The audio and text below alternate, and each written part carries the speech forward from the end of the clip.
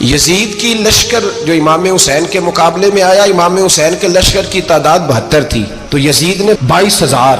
مجھے بتائیے 72 کا 22,000 سے کو مقابلہ ہوتا ہے؟ عمر بن سعد نے پھر عبید اللہ ابن زیاد کو لکھا کہ 22,000 بندے تھوڑے ہیں، کچھ بندے زیادہ بھیج. تو عمر بن سعد کو عبید اللہ ابن زیاد کہنے لگے کہ تو پاگل تو نہیں ہو گیا، 72 کے لشکر کا 22,000 بھیجا، اور کتنا بھیجو؟ تو اس نے کہا تمہیں یہ نہیں پتا یہ لوگ کون ہیں؟ یہ مولا علی شیر خدا کی اولاد ہے. ان میں ایک ایک شخص ایسا ہے جو 1,000 کے مقابلے میں لڑنا جانتا ہے. تو یہاں کمزوری دکھائی جاتی ہے. ہمارے بچے سمجھنے لگے ہیں کہ یہ شاید کوئی ایسی داستان ہے، اور اس طرح کا ماحول ٹی وی پہ میں دیکھ رہا تھا، اس طرح کا ماحول بنایا جاتا ہے جیسے کوئی خوف ہے. یعنی واقع کربلا کوئی ایسا واقعہ جسے دیکھ کے خوف طاری ہو جائے، بچے راتوں کو ڈریں.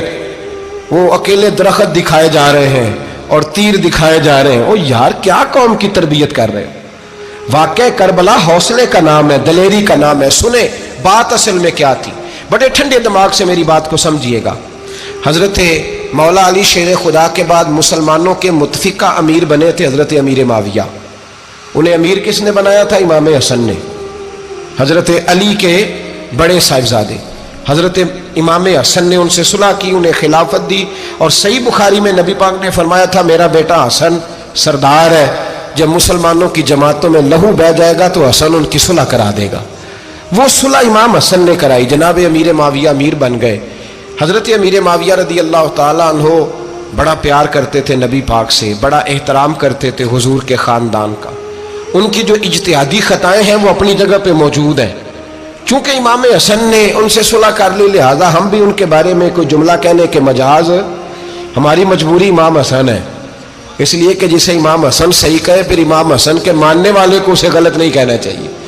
حضرت امیر معاویہ رضی اللہ تعالیٰ عنہ کا جب وصال ہوا تو حضرت امام حسن پہلے ہی ان سے وصال کر گئے، آپ کو زہر دے دیا گیا، آپ شہید ہو گئے. امام حسین موجود تھے. تو یزید کے بارے میں لوگوں نے کہا جناب امیر معاویہ سے کہ یہ ٹھیک ہے، مناسب ہے اور بہادر ہے، دلیر ہے، وہ جو ہوتے ہیں نا خوش آمدی ٹولہ. تو حضرت امیر معاویہ کے گرد بھی کچھ ایسے لوگ تھے، انہوں نے آپ سے کہا کہ یزید کو نامزد کر دیں. تو آپ نے یزید کو بلایا، حوالہ مجھ سے دیکھ لیجئے گا. بلا کے فرمایا کہ 3 بندوں کے سامنے اپنی خلافت پیش کرنا، اگر وہ تجھے مان جائیں تو امیر بن جانا، نہ مانے تو چپ کر کے گھر بیٹھ جانا. وہ 3 بندے کون ہیں؟ جناب عبداللہ ابن عباس، حضرت عبداللہ بن زبیر اور امام حسین رضی اللہ تعالیٰ عنہ. یہ وصیت فرمائی جناب امیر معاویہ. ہوا یہ کہ یزید جب امیر بنا نا، 2-3 چیزیں ہوتی ہیں جب کسی بندے کو قابو کرنا ہوتا ہے، 2-3-4-5 چیزیں ایسی ہوتی ہیں جس سے بندہ قابو آتا ہے. تو اس نے بھی فوری طور پہ یزید نے دیکھا میرے لیے مسئلہ کیا بن سکتا ہے. ولید بن عتبہ اس وقت مدینے کا گورنر تھا. یزید نے اس کو خط لکھا کہ امیر عرب کا رواج آج بھی ہے کہ جب تک نئے خلیفہ کی بیعت نہیں ہو جاتی پرانے کے انتقال کی خبر ہی نہیں دیتے، اس کو رکھے رکھتے ہیں. یہ ان کا طریقہ ہے. وہ کہتے ہیں کہ ولی عہد اچھی طرح قبضہ کر لے پھر بتائیں گے. حضرت امیر معاویہ کا وصال ہو گیا، بتایا نہیں. یزید نے اب کیا کیا، کیونکہ بڑا چلاک آدمی تھا، بڑا شاطر تھا، بڑا تیز تھا، اس نے ولید کو خط لکھا. کہنے لگا کہ فوری طور پہ عبداللہ ابن عباس کو بلاؤ اور اسے کہو میری بیعت کریں. یہ جو بیعت ہوتی تھی نا، یہ بھی سن لے کیا ہوتی تھی. یہ بیعت حلف ہوتا تھا کہ میں اللہ رسول کے نام پہ حلف دیتا ہوں کہ میں یزید کی اطاعت کروں گا، میں اس کے خلاف کوئی بغاوت نہیں کروں گا. کوئی یہ بیعت لوگ سمجھتے ہیں کہ بس ہاتھ پکڑنے کا نام بیعت تھا. اس بیعت کا متبادل جمہوری ملکوں کے اندر ووٹ آیا ہے. تو کہا بیعت کرے. حضرت عبداللہ ابن عباس کو بھی بلاؤ، عبداللہ بن زبیر کو بھی بلاؤ، امام حسین کو بھی بلاؤ. امام حسین آدھی رات کے وقت بیٹھے تھے مسجد نبوی میں، چونکہ 5 نمازوں کی آپ امامت کرتے. امام حسین نماز پڑھا کے عشاء کی بیٹھے تھے. جناب عبداللہ بن زبیر، عبداللہ بن زبیر کون تھے؟ یہ نبی پاک صلی اللہ علیہ وسلم کی پھوپھی پوتے تھے اور جناب صدیق اکبر کے نواسے تھے حضرت عبداللہ بن زبیر. اور جناب زبیر بن عوام عشرہ مبشرہ صحابی ہیں، ان کے بیٹے تھے. بہت زیرک آدمی تھے. یہ بھی امام حسین کے پاس بیٹھے تھے. عبداللہ ابن عباس بھی تھے جو حضور کے چچا کے بیٹے ہیں، اس امت کے پہلے مفسر ہیں قرآن پاک. یہ لوگ بیٹھے تھے. تو ولید نے ایک بندہ بھیجا، اس نے آ کے کہا جناب آپ کو گورنر صاحب نے بلایا ہے. تو عبداللہ بن زبیر کہنے لگے حسین اس وقت بلانے کی بات سمجھ میں نہیں آئی. تو امام حسین بڑے بصیرت والے تھے، اللہ نے بصیرت دی تھی. کہنے لگے عبداللہ آپ کو سمجھ نہیں آئی، مجھے سمجھ آ گئی ہے، امیر معاویہ وصال کر گئے اور یہ ہمیں جو بلایا گیا ہے نا، یہ یزید کی بیعت کے لیے بلایا گیا ہے. تو کہا پھر آپ آدھی رات کو نہ جائیں، آپ کے لیے خطرہ ہوگا۔ تو امام حسین فرمانے لگے خطرہ حسین کو نہیں ہوتا۔ نہیں، کہا پھر بھی آپ مہربانی کریں ذرا احتیاط سے جائیں۔ تو جناب عبداللہ ابن زبیر نے، عبداللہ ابن عباس نے 14 بندے نیزے دے کے، تلواریں دے کے امام حسین کے ساتھ بھیجے اور کہا کہ امام حسین اگر اس نے کوئی غلط ملت بات کی نا، زبردستی بیعت کرنے کا کہا، تو آپ بس کوئی ایک بات اونچی آواز میں کر دینا، یہ سپاہی پیچھے آ جائیں گے۔ امام حسین ان 14 بندوں کو لے کے گورنر ہاؤس پہنچ گئے۔ جب آپ وہاں پہنچے، اس نے بتایا، اس نے کہا جی حضرت امیر معاویہ انتقال کر گئے اور آپ نے یزید کی بیعت کرنی ہے۔ تو امام حسین فرمانے لگے میں چھپ کے بیعت نہیں کروں گا، مجمع لگاؤ، جمعے والے دن اعلان کرو، جو طریقہ ہے حضرت ابوبکر صدیق کا، جو طریقہ ہے حضرت عمر فاروق کا، جو انداز حضرت عثمان غنی کا ہے، جو مولا علی کا ہے، سر عام اعلان کرو، اگر ساری دنیا یزید کی بیعت کرے گی تو میں بھی تیار ہوں۔ تم مجھ سے بیعت لے کے پھر لوگوں کو بتانا چاہتے ہو کہ حسین بیعت ہو کر رہے ہیں تو تم کیوں نہیں کر رہے؟ میں عام آدمی نہیں ہوں، لہذا چھپ کے بیعت نہیں کرتا۔ جب یہ بات کی نا تو ولید بڑا نرم دل تھا اور امام حسین کی شان کو جانتا تھا، وہ جانتا تھا یہ نبی پاک کا خاندان ہے۔ اس نے کہا جی مجھے تو حکم تھا، باقی آپ حضور کے نواز ہیں، میں کر کچھ۔ وہاں ایک بڑا بدبخت شخص بیٹھا تھا، عبد الملک بن مروان، وہ ولید سے کہنے لگا کہ اگر حسین آج تمہارے ہاتھ سے نکل گئے تو تمہارے لیے بہت بڑا مسئلہ کھڑا ہو جائے، انہیں جانے نہ دینا، یا بیعت کراؤ یا ان سے کہو جنگ کے لیے تیار ہو۔ تو امام حسین رضی اللہ تعالیٰ عنہ کے کانوں میں آواز گئی تو فرمانے لگے ابن مرجانہ، اگر تیرے اندر جرت ہے تو آ سامنے حسین کے، اس کے کانوں میں باتیں نہ کر، کانا پھوسی نہ کر، باہر آ میدان میں، شرارت نہ کر، باہر آ، میں تمہیں ابھی بتاتا ہوں کہ حسین سے مقابلہ کرنے کا انجام کیا ہے۔ یہ کہہ کہ امام حسین باہر نکلے، اپنے بھائی محمد بن انفیہ کو بلایا، عبداللہ بن زبیر، عبداللہ ابن عباس، ڈھیر سارے لوگ اکٹھے ہو گئے۔ فرمایا یہ معاملہ ہے، اب کیا کرنا ہے؟ تو وہ کہنے لگے حضور وقت ابھی مناسب نہیں ہے، آپ اس طرح کریں یہاں رکے، ہم مکے سے، عراق سے، کوفے سے لوگوں کو بلاتے ہیں، یہاں ایک بڑی مجلس مشاورت قائم کرتے ہیں۔ امام حسین فرمانے لگے اگر تم مشاورت قائم کرو گے تو ولید اور عبد الملک بن مروان وہ تو جنگ کرنے کو تیار ہیں، اور نبی پاک نے فرمایا ایک مینڈا ہوگا جس کی وجہ سے مدینے کی گلیوں میں لہو بہے گا۔ فرمانے لگے میں وہ بکرا، وہ مینڈا نہیں بننا چاہتا۔ کہا پھر آپ کیا کریں گے؟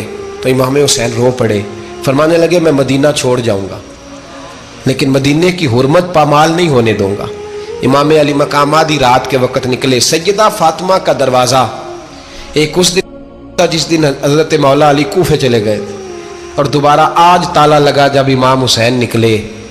آپ جنت البقیع کے پیچھے کھڑے ہو کے حضور کا روضہ دیکھنے لگے، اس وقت گنبد تو نہیں ہوتا تھا، روضہ دیکھنے لگے۔ نانا تیرے کرم کے خزینے کی خیر ہو، میں جا رہا ہوں تیرے مدینے کی خیر ہو۔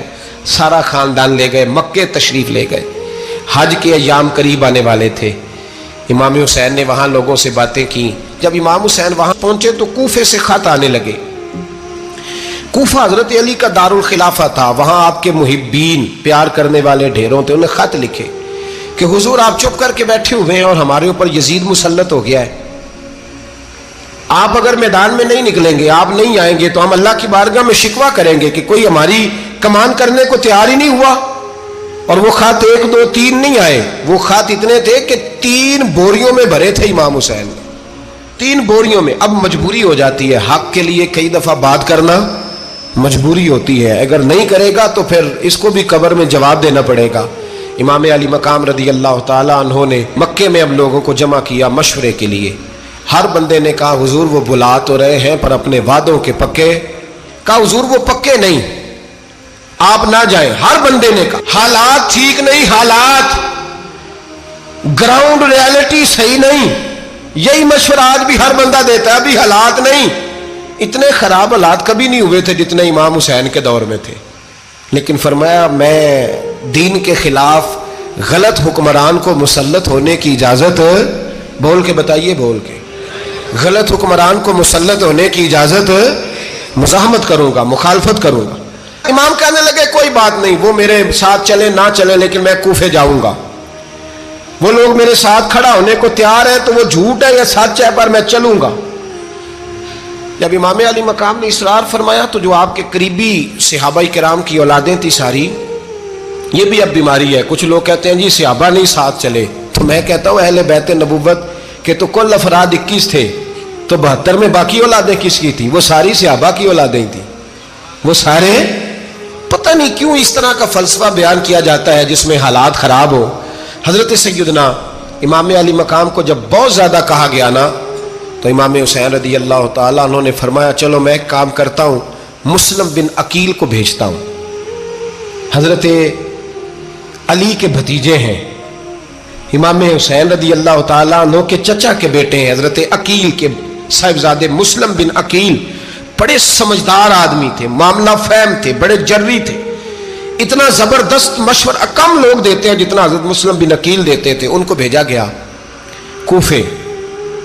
اب اس میں بڑی تفصیل ہے، وہ اپنے 2 بچے بھی لے گئے. جب وہ کوفے پہنچے نا تو کوفے پر جناب نعمان بن بشیر کی حکومت تھی. آپ گورنر تھے اور اہل بیت سے بڑی عقیدت رکھنے والے، نرم رویہ. عبید اللہ ابن زیاد کوفے کا گورنر نہیں تھا، یہ کسی اور علاقے کا تھا. جب آپ وہاں پہنچے تو نعمان بن بشیر نے دیکھا کہ حضرت مسلم بن عقیل آئے ہیں تو لوگ دوڑے ان کی بیعت کرنے، بھاگے. اتنے لوگ جمع ہوئے کہ ایک دن میں 17,000 آدمی نے بیعت کر لی. کتنے بندے جی؟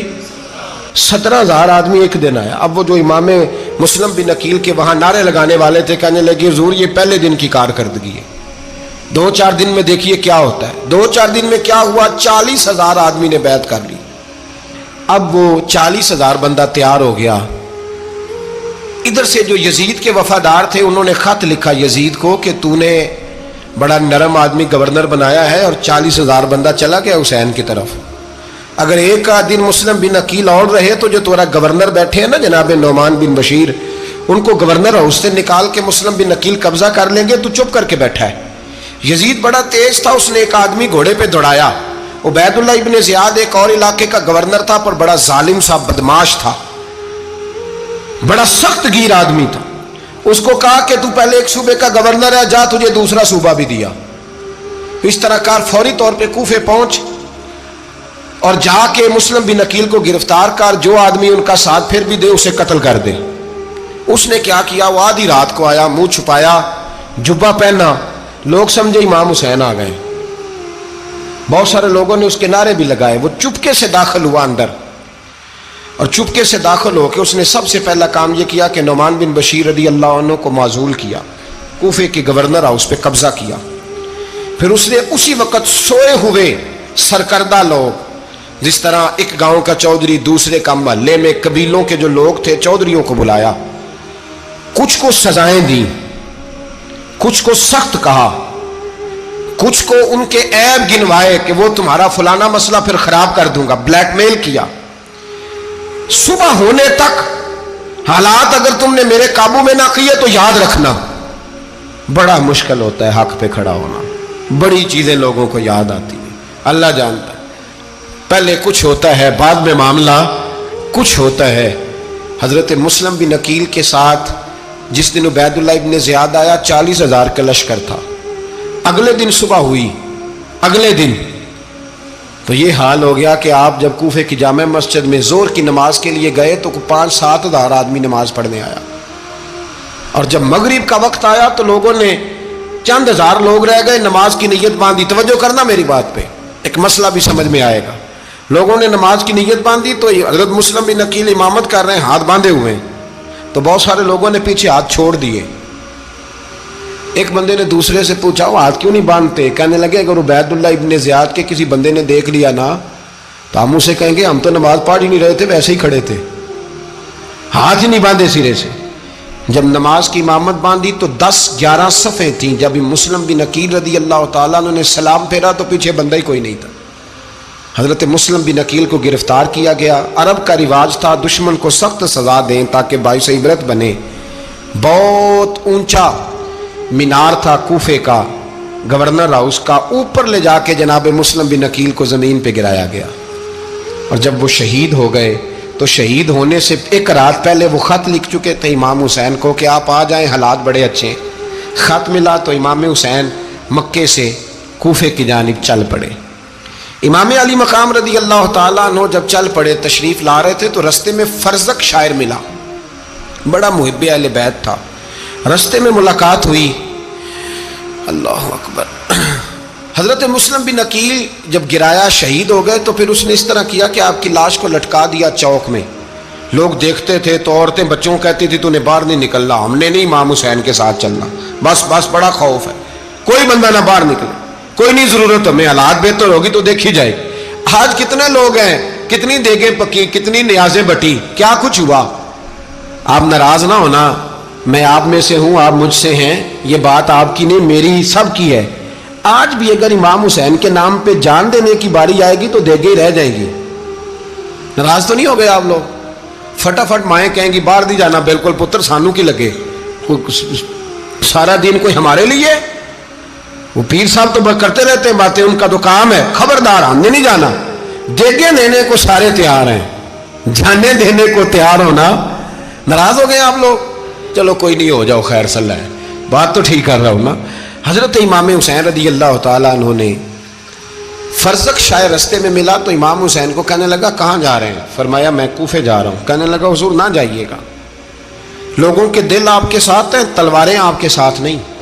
سیدنا امام حسین رضی اللہ تعالیٰ عنہ کو آ کے کہا حضور وہ سارے کوفے والے مانتے ہیں کہ بات حسین کی ٹھیک ہے لیکن آپ کی سپورٹ نہیں کریں گے. اور اگلی بات فرزق نے یہ کی کہ حضور میں حضرت مسلم بن عقیل کی لاش کو لٹکی ہوئی دیکھ کے آیا ہوں کوفے کے چوک میں. بڑا ہی خوبصورت فکرہ ہے امام حسین کا. فرمانے لگے میرا بھائی لٹکا ہوا تھا, کہیں کسی کے آگے جھکا تو نہیں تھا؟ لٹکا ہی تھا نا, کہیں جھکا تو نہیں کسی کے آگے؟ کہا حضور نہیں. تو آپ فرمانے لگے اگر مسلم بن عقیل لٹک گیا تو حسین بھی لٹک جائے گا, لیکن جھکے گا. حضرت امام حسین تشریف لائے, بچوں سمیت آئے. حور بن یزید ایک شخص تھا. حور بن یزید ایک مختصر سا لشکر لے کے اس نے امام حسین کو ایک جگہ پہ روکا, پھر دوسری جگہ پہ روکا, بالآخر تیسری جگہ پہ روکا. تو امام حسین نے فرمایا جگہ کون سی ہے؟ کہا حضور کرب و بلا. فرمایا بس یہی خیمے لگا دو, یہی. حضرت سیدہ زینب نے پوچھا امام حسین سے کہ سارے زمانے نے روکا ہے, ٹھیک ہے آپ حق پہ ہیں, یہ بھی سب نے کہا آپ حق پہ ہیں, پر روکا بھی سب نے, آپ روکے کیوں نہیں؟ تو ابن کثیر اور ابن اسیر لکھتے ہیں کہ امام حسین رو پڑے, کہنے لگے بہن میں رک جاتا پر میں نے رات کو نانا مصطفیٰ کو خواب میں دیکھا ہے. تو حضور نے فرمایا حسین اگر آج یہ رواج پڑ گیا نا یزید جیسے لوگوں کا تو قیامت تک پڑا رہے گا. پھر لوگ کہیں گے کوئی نکلا نہیں تھا تو ہمیں بھی نکلنا. پھر لوگ ظالموں کے سامنے گردنیں جھکانے کے عادی ہو جائیں. میں کہتا رہتا ہوں, کہہ رہا ہوں, کربلا کی جنگ کفر اسلام کی جنگ نہیں, کفر اسلام کی جنگ نہیں کربلا کی. کیونکہ یزید تو بڑا پکا نمازی تھا, خطبہ دیتا تھا. وہ تو جب امام حسین رضی اللہ تعالیٰ عنہ نے کربلا کے میدان میں جمعے کا دن تھا تو یزید کے سامنے کو بات کرنی شروع کی, عمر بن سعد کے سامنے. تو عمر بن سعد کہنے لگا حسین زیادہ باتیں نہ کر, ہمارا جمعہ لیٹ ہو رہا ہے, جنگ کے لیے تیار ہو, فٹافٹ آ. اہل بیت نبوت کو قتل کریں گے اور قتل کے بعد پھر نماز پڑھیں گے اور پھر کہیں گے اللہم صلی علی محمد وعلی آل محمد, اسی نماز میں پھر درود بھی پڑھیں گے. یہ کیسا مرتبہ ہے, کیسا انداز ہے, دوستی قاتل سے بھی مقتول سے یارانہ بھی. امام حسین نے حر بن یزید امام حسین سے کہنے لگا مجھے حکم ہے آپ کو روکنے کا, آپ آگے نہیں جا سکتے. امام صاحب نے فرمایا وجہ زمین اللہ کی ہے. اس نے کہا آپ بیعت نہیں کر رہے, یزید کی حالات آپ کے حق میں درست نہیں ہیں, آپ نہیں جائیں گے. امام روک گئے. ظہر کی نماز کا وقت ہوا تو حضرت علی اکبر امام حسین کے بڑے صاحبزادے انہوں نے اذان ظہر پڑھی تو حر بن یزید کے لشکر نے امام حسین کے پیچھے نماز ادا کی. کہا بھئی تم مقابلے میں آئے ہو, نماز پیچھے پڑھتے ہو؟ کہا حضور مقابلہ تو تلواروں سے کر رہے ہیں پر ہمارا دل تو مانتا ہے نا کہ مصطفیٰ کا نواسہ بڑی شان والا ہے.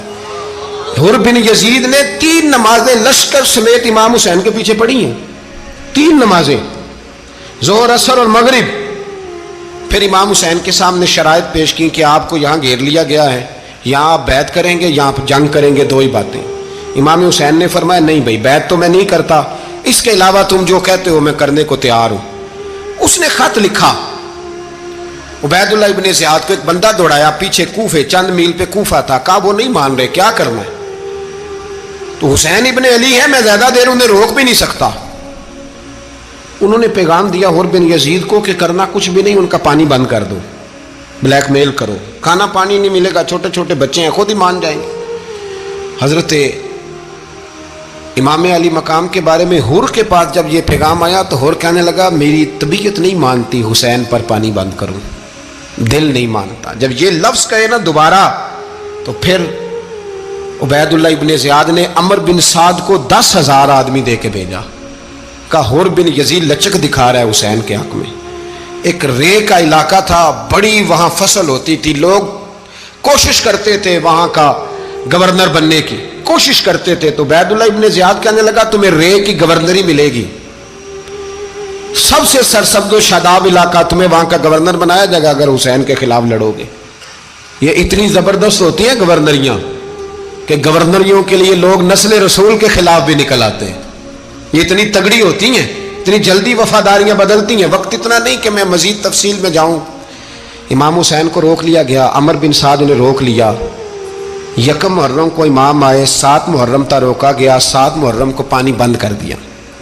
जानवर पानी पीते थे, घोड़े पीते थे, कुत्ते पीते थे, लेकिन मुस्तफ़ा के घराने को पानी पीने की इजाज़त। 3 दिन तक पानी बंद रहा। 9 मुहर्रम को अमर बिन साद ने और लोग बुलाए। शिमर एक बड़ा सख्त आदमी था, संग दिल बदबख्त, जिसने हजरत अली असगर के गले पर तीर मारा था, वो और लश्कर लेके आया। रात को कहने लगा इमाम हुसैन रज़ी अल्लाह ताला अन्हु से कि बस बड़ा हो गया, ये 9-10 मुहर्रम की दरमियानी रात, यहाँ आप जंग करेंगे या आप बैत करेंगे, 2 ही बातें। इमाम हुसैन अंदर गए, सैयदा ज़ैनब से मशवरा किया, बाहर आए, फरमाया बात वही है जो पहले दिन वाली है। इमाम हुसैन रज़ी अल्लाह ताला अन्हु ने फरमाया भाई बैत तो मैं नहीं करता, बाकी जो तुम्हारा प्रोग्राम है। शिमर और इब्ने साद कहने लगे फिर जंग के लिए तैयार हो जाएं। क्या अंदाज है इमाम हुसैन का। फरमाने लगे कल जंग करूंगा, मुझे पता तो है जंग का नतीजा क्या निकलना है, एक रात मुझे दे दो ताकि मैं खुल के अपने रब की इबादत तो कर लूं।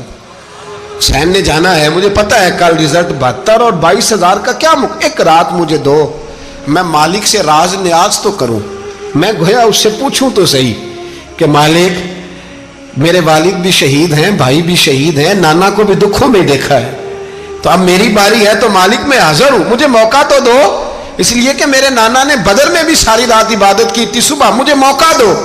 और दुनिया का उसूल है जब कोई मौका मांगता है तो दिया जाता है।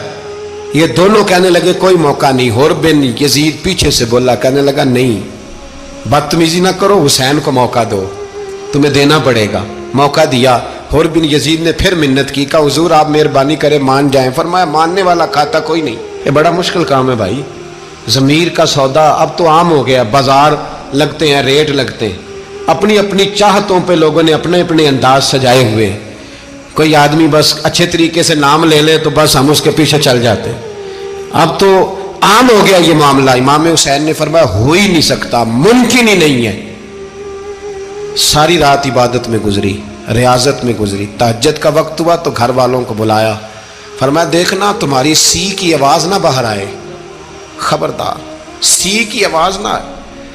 और इमाम ज़ैनुल आबिदीन से फरमाया तू बीमार है, तू जिहाद नहीं करेगा, लेकिन ख्याल रखना पीछे। और बड़ी कीमती बात बता रहा हूँ, हमारी बीवियाँ किसी के घर मैयत हो जाए तो 4 दिन बुखार नहीं उतरता। इमाम अली मकाम ने सैयदा ज़ैनब से फरमाया तू बड़ी है, मेरी बहन है, पीछे सारे बच्चे हैं, जवान हैं, इनके हौसले तेरी जिम्मेदारी हैं। सुबह जंग का तबल बजने लगा, फजर की नमाज पढ़ी, सूरज चढ़ा, 10 मुहर्रम का दिन, जुमे का वक्त। जनाब सैयदना इमाम हुसैन रज़ी अल्लाह ताला अन्हु ने रेत पर सजदे किए, लंबे सजदे, लंबी नमाज। सूरत शम्स की आयात दूसरी रकत में पढ़ी तो सारा करबला गूंजने लगा। क्या अंदाज़े तकल्लुम था इमाम अली मकाम का। नमाज मुकम्मल हुई तो हुर बिन यजीद, अमर बिन साद और शिमर से कहने लगे वाकई हुसैन से लड़ोगे, पता नहीं कौन है। कुल्ला सालुकुम अलैहि अजरन, तुमने नहीं पढ़ा इल्लल मवद्दत फिल कुर्बा, तुम्हारी आंखें बंद है। अल हसन वल हुसैन सय्यद शबाब अहले जन्ना, तुम्हें नहीं पता। कहने लगा चुप कर, हुकूमत नजर आ रही है। और बिन यजीद कहने लगे फिर मेरा भी फैसला सुनो, मुझे हुकूमत नहीं चाहिए, मुझे जन्नत चाहिए। हुकूमत नहीं चाहिए। इमाम हुसैन की पहली फतह देखें, और बिन यजीद एड़ी लगा के ना यजीद के लश्कर से निकल के इमाम हुसैन के लश्कर में शामिल हो गया। और पहला शख्स जिसने इमाम हुसैन को रोका امام حسین کے نام پر پہلا سر بھی اسی شخص نے کٹایا ہے. لیکن یزید کی قبر پہ لعنت بھی کوئی نہیں برساتا. اس کا محل تھا بہت بڑا، لیکن جب لوگ کربلا میں امام حسین کو سلام کرنے جاتے ہیں تو قدموں میں حور بن یزید کا مزار بھی بنا ہوا ہے، اس کو بھی سلامی دی جاتی ہے. اور اب ہم اکیلا حور بن یزید نہیں کہتے، ہم کہتے ہیں حور بن یزید رضی اللہ تعالی. اب ہم اتنی تعظیم کرتے ہیں اس حور کی. جناب امام حسین کو میدان میں کھڑا کیا گیا، جہاد کا طبل بجا، پہلے خدام آئے. اور سن لو، آج وہ پتہ نہیں بازاری سے لوگ چڑھ گئے اسٹیجوں پہ، بازاری سے، نہ چہرے پہ داڑھی ہے نہ سر پہ کوئی کپڑا ہے، بازاری لوگ ہیں، بھاگ رہے ہیں، بازو چڑھائے ہوئے ہیں، بٹن کھولے ہوئے ہیں، تماشا بنا دیا. سننے والوں کا بھی اللہ ہی حافظ ہے. وہ اسٹیج پہ یہ اہل بیت کی شان بیان کرتا ہے، بھاگ کے ادھر جاتا ہے. یہ کوئی طریقہ ہے؟ سننے والوں کا بھی عجیب انداز ہے، ہر بندے کو سننے بیٹھ جاتے ہیں. دین مہذب ہے، تہذیب والا ہے، دلائل رکھتا ہے، دین وقار رکھتا ہے. ایسے لوگ اب دین بیان کریں گے؟ حضرت سیدنا امام حسین رضی اللہ تعالیٰ عنہ صبح جب جہاد کا وقت آیا، پتہ ہے کون کون تھے کربلا میں؟ امام حسین کے ساتھ امام حسین کے 4 بھائی تھے کربلا میں. کتنے؟ بول کے بتائیں. حضرت علی کے 4 بیٹے، عباس بن علی، جن کو حضرت عباس کہا جاتا ہے نا، علمدار، یہ حضرت علی کی دوسری زوجہ میں سے. عباس بن علی بھی تھے اور ابو بکر بن علی بھی تھے، عمر بن علی بھی تھے، عثمان بن، یہ حضرت علی کے بچوں کے نام ہیں. یہ آپ کے شہزادے امام حسین کے ساتھ شہید ہوئے. ان کا نام صرف اس لیے نہیں لیا جاتا کہ ان کا نام خلفائے ثلاثہ کے نام پہ، حضرت علی نے اپنے یاروں کے نام پہ رکھا ہے تو تم نے کربلا کے میدان سے خارج کر دیا. یہ تینوں شہزادے حضرت جناب سیدنا امام حسین کے ساتھ تھے، یہ بھی شہید ہوئے. حضرت جناب زینب امام حسین کی سگی بہن ہے، ان کے 2 بچے تھے، اون و محمد. جب امام حسین میدان میں جانے لگے تو جناب زینب بچوں سے کہنے لگی، نہ پہلے بھائی نہیں جائے گا، پہلے بھانجے جائیں گے. 2 بچے شہید ہوئے. حضرت قاسم بن حسن امام حسن کے بیٹے تھے. وہ جب میدان میں جانے لگے تو امام حسین نے کہا، نہیں بھائی تو نہیں جائے گا، تو میرے بھائی کی نشانی ہے، میں جاؤں گا. تو حضرت قاسم بن حسن نے ایک تعویذ کھول کے دیا کہ ابا جی میرے والد نے کہا تھا جب بڑی مشکل آ جائے تو تعویذ کھول کے دیکھنا. تو آج بڑی مشکل آئی ہے تو میں نے تعویذ کھولا ہے، تو یہ دیکھیں کیا لکھا ہے. یہ تو رکا ہے، تعویذ ہے ہی نہیں. جب کھول کے دیکھا تو اس پہ لکھا تھا، قاسم اگر حسین پہ کوئی کڑا وقت آ جائے تو بیٹھ کے آگے آگے رہنا، اگر کڑا وقت میرے بھائی پہ کبھی آ جائے نا، دیکھنا اس کے آگے آگے چلنا، اسے حسن کی کمی نہ محسوس ہو. پائیاں جہاں ساکھ نہیں کوئی جے وچ خار نہ ہوئے. سیدنا امام حسین پہلی دفعہ کربلا میں اس وقت روئے جب یہ رکا. آپ نے دیکھا تو فرمایا ٹھیک ہے، اگر حسن کی یہ وصیت ہے تو میں نے زندگی میں اگر ان کی ہر بات مانی ہے اب بھی مانوں گا، تمہیں اجازت ہے. جناب قاسم بن حسن 16 سال کا جوان جب میدان میں نکلے تو ہائے ہائے پتہ نہیں کہاں سے آ گئی ہے. امام قاسم بن حسن جب میدان میں نکلے تو تبری سے لے کر علامہ ابو الاسناد صاحب سب کو پڑھ کے تو دیکھو، 3 دن کی پیاس ہے، شدید آزمائش ہے، دکھ ہے، تکلیفیں ہیں، پھر بھی پہلی دفعہ جب میدان میں گئے ہیں واپس آئے ہیں 19 لوگوں کو قتل کر کے واپس آئے. سناؤ قصہ خیبر کو، تمامی اپنے بچوں کو. علی کی داستان سن کے دلوں سے ڈر نکلتا ہے. علی کی داستان سن کے دلوں سے، یہ جو بچے ڈر رہے ہیں نا، وہ چمگادڑ آ گئی، کاکروچ آ گیا، یہ خوف نکل جائے گا اگر حضرت قاسم بن حسن کی بات سنیں گے. درجنوں لوگ آپ نے قتل کیے. ایک دفعہ آئے، کہا چاچا یزید کا لشکر تو بڑا ہی بزدل ہے، اگر چند قطرے پانی میرے حلق سے گزرے تو میں سارے کاٹ کے لے آؤں گا آپ کے پاس، چند قطرے. لیکن تھوڑی دیر گزری، عمر بن سعد کہنے لگا اکیلے اکیلے جاؤ گے تو علی کا پوتا ہے، یہ سب کو مار دے گا، کٹھے جاؤ. چاروں جانب سے تیر برسے، ایک تیر لگا آ کے گردن کے پیچھے. بس جناب سیدنا قاسم بن حسن گھوڑے سے نیچے گرے تو جناب زینب حوصلہ کر کے آنسو سمیٹ کے کہنے لگی، میں دیکھ رہی ہوں پردے کے پیچھے سے حسین میرے بھائی کا بیٹا گر گیا ہے، جا اسے اٹھا کے لا. حضرت امام حسین ان کو اٹھا کے لائے تو امام حسین نے سینے سے لگایا ہوا تھا تو ان کے پیر، ان کا قد لگتا تھا امام حسین سے زیادہ ہے، اٹھا کے لایا، لٹا دیا گیا۔ امام حسین کے اپنے بڑے بیٹے میدان میں نکلنے کو، علی اکبر نام ہے، جب جن لوگوں نے حضور کو نہیں دیکھا تھا وہ جب کہتے نا ہم نے نبی پاک کا دیدار نہیں کیا تو بتاؤ کس طرح کے تھے، تو بتایا جاتا تھا کہ جناب علی اکبر کا دیدار کرو، ہم شبیہ مصطفیٰ۔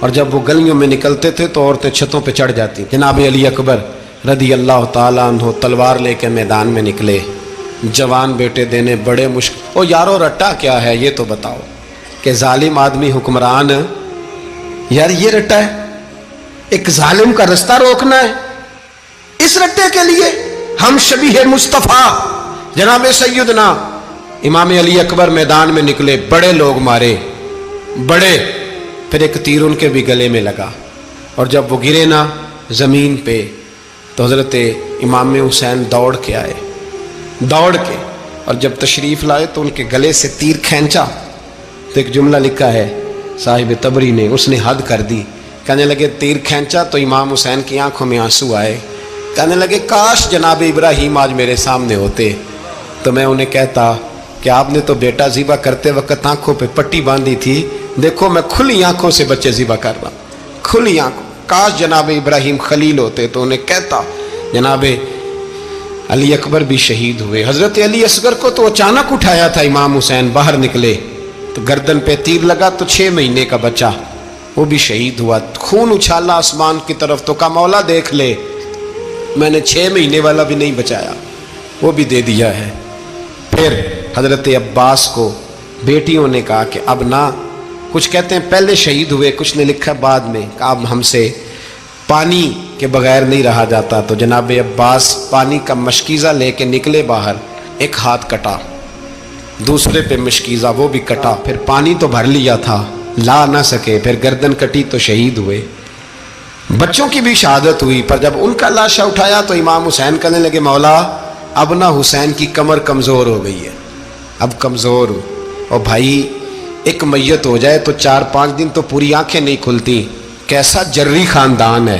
تھوڑی دیر گزری تو امام علی مقام نے پٹکا باندھا، سر پہ دستار باندھی، مولا علی کی تلوار پکڑی، نبی پاک کا امامہ باندھا اور گھوڑے پہ سوار ہوئے تو کہنے لگے زینب گھر تیرے حوالے اور میں اللہ کے حوالے، گھر تیرے حوالے اور میں، اور پھر امام حسین نکلے، امام علی مقام نکلے۔ راوی کہتے ہیں کہ یہ جلوہ پہلے بھی بڑے سونے تھے پر آج جو رنگ دیکھا وہ کبھی نہیں دیکھا، کیا انداز تھا، جدھر جاتے نعرہ لگاتے تو حد ہو جاتے، اتنے لوگ امام حسین نے کاٹے، اتنے کاٹے، پھر واپس پلٹ کے آئے اور کہنے لگے زینب ذرا پردے کے پیچھے سے دیکھ تو صحیح میری بہن، ان بزدلوں کو جرت ہی نہیں ہو رہی حسین کے مقابلے میں آنے، ایک دوسرے کو دھکا دیتے، تو